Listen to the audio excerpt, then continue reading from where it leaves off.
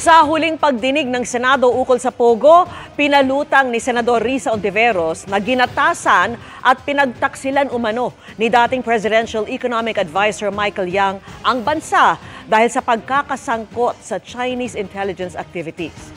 Si dismissed Bamban Tarlac Mayor Alice Guo naman, tinawag na isa umanong agent of influence ng National Intelligence Coordinating Agency. At nakatutok si Mav Gonzalez. Matapos ang 16 na pagdinig ukol sa Pogos, hindi na nakadalo kanina si Alice Guo sa pagtatapos ng investigasyon ng Senado. Dininig din kasi sa korte ang kasong qualified trafficking laban sa kanya. Ilang beses lumutang sa Committee on Women and Children ang posibilidad na Chinese spy si Guo. Sabi ng National Intelligence Coordinating Agency o NICA, hindi pa nila ito makumpirma. Pero isa raw agent of influence si Guo. She uses her influence, her stature or her position to influence public opinion or decision-making to produce results beneficial to the country whose services they benefit from. So to that effect, Madam Chair, that is applicable to her. May na-monitor din ng NICA na Chinese hackers na tinatawag na APT o Advanced Persistent Threat Groups. Hackers ito na maaaring sponsored o binabackupan ng gobyerno ng isang bansa o ng criminal groups. With the information that we have, we can confirm that indeed Chinese Advanced Persistent Threat Groups are operating or targeting the Philippines, whether government or private sector entities. We have monitored some of them, Madam Chair, and again in an executive session, if required, we can share some information.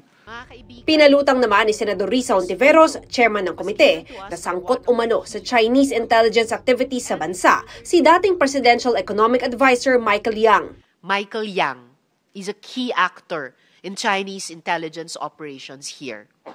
Michael Yang nasangkot sa Pharmally, and if the reports are accurate, sa drug operations dito. Michael Yang, na economic advisor ng dating Pangulo. Ginatasan na tayo, pinagtaksilan pa. Ayon sa PAGCOR, wala silang record na may Pogo license si Yang. There were reports that he has several companies, ma'am. But ang problem po doon sa amin during the investigation is that most of these personalities, they have their own fronts.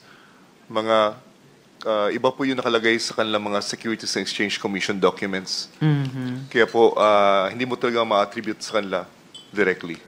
Pero iprinisinta ni Ontiveros ang larawan ni Yang kasama ang self-confessed Chinese spy na si She Zhijiang. Buwelta ng abogado ni Yang, hindi ito pruweba at hindi patas na bumuo ng konklusyon dahil lang magkasama sa litrato ang dalawang tao. Dati nang sinabi ni She na Chinese spy din umano si Alice Guo. 2011 unang pumasok sa Pilipinas si She. Kinasuhan ng 2014 dahil sa operasyon ng illegal na kasino. Pero tila nawalang parang bula ang record ni She. Nakakuha rin ng visa sa Pilipinas si She noong 2017.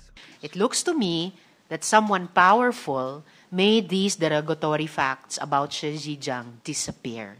And just as a note, this is usually done for intelligence agents. Nakakuha rin ng Pogo licenses si She. Siya po yung isa sa pinakamalaki before. Si She? Opo. Ayon naman sa dating cellmate ni She, maraming espiya at hindi lahat ay Chinese. They are not only targeting Chinese, but they are also targeting some Filipinos or other members of the in the government. So it is wide and it's complicated. There are Filipinos working against the interests of the Philippines. Yes, that is correct. Based on the information that is provided by Mr. She, but of course we have to confirm. Para sa GMA Integrated News, Mav Gonzalez, nakatutok, 24 oras.